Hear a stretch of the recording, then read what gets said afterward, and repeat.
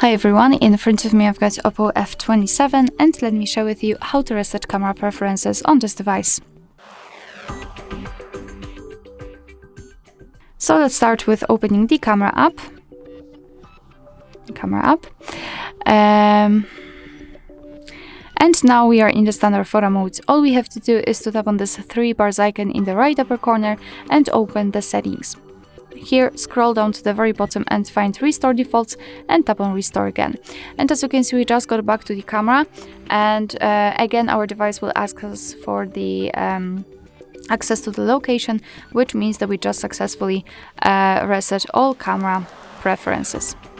Alright, so that will be all. Thank you so much for watching. I hope that this video was helpful. Please hit the subscribe button and leave the thumbs up.